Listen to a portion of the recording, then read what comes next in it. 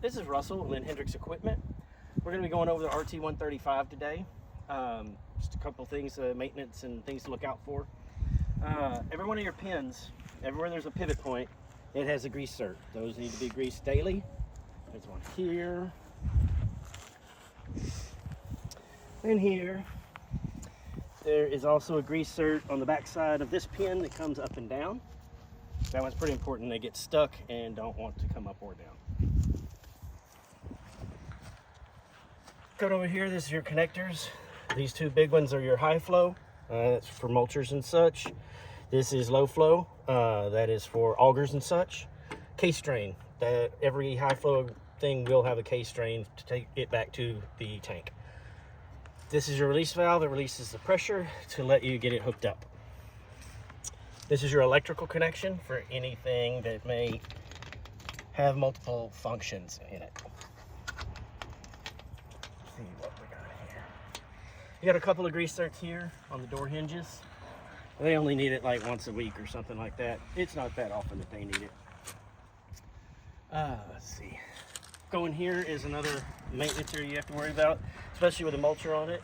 When you lift this head up, even though this is sloped, grass and crud and wood chips will build up in here. You got to scrape that out every 3-4 hours, something like that. Otherwise, when you come down, you'll bend your fuel tank. Here, we've got a couple of grease certs on the axles. There's two, one here and one over there. We've got two more up in the front. Those are important. If you don't grease those, when it's time to take the thing off to service the axles, it takes an extra 3 days of labor. Your rubber wheels, they don't need any maintenance.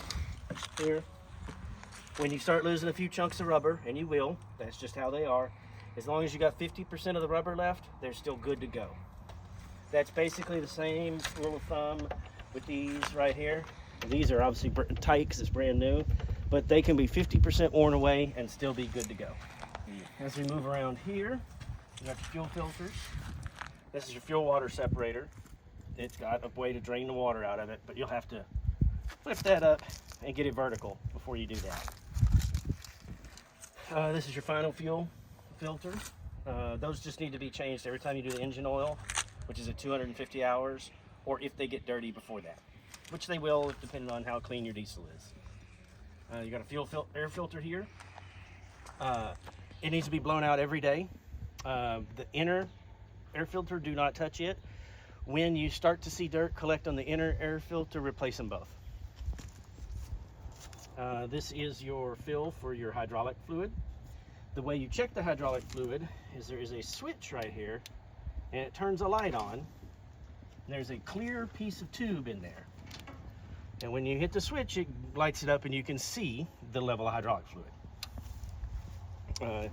Your def tank here, there's no good way to see how much is in it, but it has a gauge inside that tells you. Let's see, what else is in here that's serviceable? This is a quick connect. It's just a vent, but the hydraulic cooler and radiator both will lay back for cleaning. We're not going to show you that right now. It takes some wrenches and stuff to get to it, and it's something you only have to do like once a month, so it's not like a weekly thing. You do need to blow it out, but you don't need to lay it back and get it all the way open, but like once a month. It's your def pump. Here's all the def hoses. Again, you shouldn't have to mess with those very often other than refilling your def tank. It does lock. That's what the extra long key on your key ring is for. It's for this def tank. Let's see here. Going up here, we have a couple of latches here. This is your charge air cooler. But the main reason I'm showing it to you is that it lifts up out of the way so you can get in there and clean stuff and blow it out and all that. It also has a prop rod right here that lets you prop it up out of the way so you can really get in there and blow it out. That needs to be done daily. Let's see here. Get right up in here. See this pipe right here? This, every now and then, will get too close, and this one is too close. It needs to be adjusted because right now it's not touching, but as the motor moves and as it gets hot, it will touch this here. It'll rub a hole in it. And that's the air going into your engine. You don't want a hole in that hose.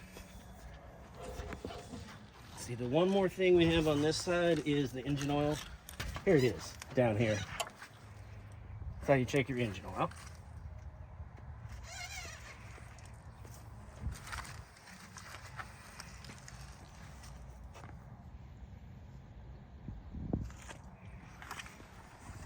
coming around, this is your rear view camera. If it's ever cloudy or something, that's where you come clean it off and make sure there's nothing going on there.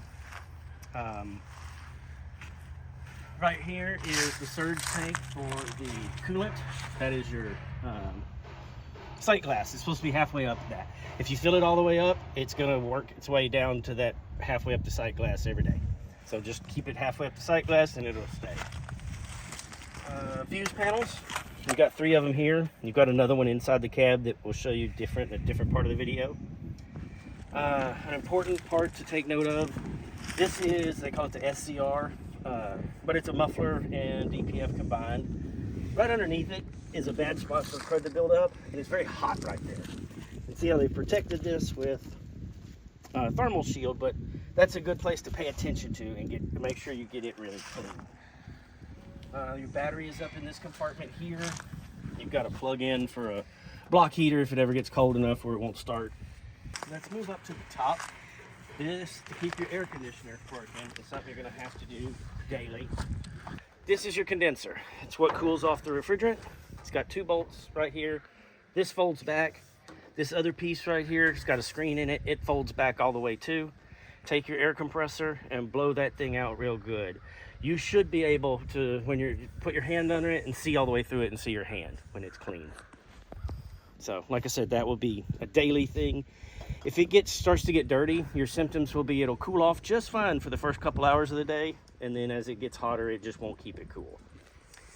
Right here is where you access your cabin air filter. 2 little bolts there, it comes out and you can change it. Okay, everybody, welcome to the interior of the Rt135. This is the key. I will turn that on. Turn this AC off so you can hear me. Here is the screen. It says door open because the door is open. That will get rid of any messages you have there. And that is your main everyday screen.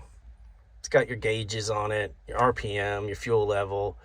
It's blinking because it doesn't have any engine oil pressure right now because the engine's not running. You've got your headlight switch. You've got your windshield wipers. You have cigarette lighter plug or power pole thing.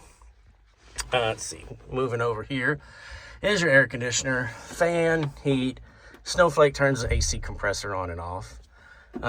Here's the radio. It does have Bluetooth, and it does have a USB port to jack into it with. Okay, moving on to the keypad. We'll go through that one real quick. Parking brake, that turns the parking brake on and off. It will automatically set itself for other reasons. This turns your float on and off. This is the, to take the bucket on and off, it runs the pins. You have, this is high flow to turn it on. This also is high flow, it just goes the other direction. It turns it in reverse. This is low flow. This is low flow in the other direction, and that's for constant use. Say you're using a mower or something. If you're using an auger and need it to be intermittent, this is what this button is for here on the joystick. One goes one way, one goes the other. Moving to the other joystick, these 4 buttons run electrical outputs at the electrical plug, and they will be used to run auxiliary functions on some of your things. On the left side, there is a trigger. That is your rabbit and turtle. It shifts from high and low. On this side, horn, obviously. And this turns the float on and off temporarily. Let's see, what else do we have? Up here is the emergency escape.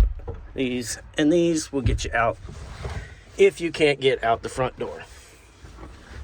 Over here are your diagnostic ports. There is your fire extinguisher. And speaking of emergencies, if you have the door shut and you have the head up here and you cannot get out because it will not open, you don't have to go out the roof. You can hit this lever and push the door off. It will fall down.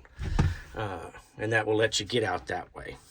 Here's your door latch and stuff. And that's your windshield washer.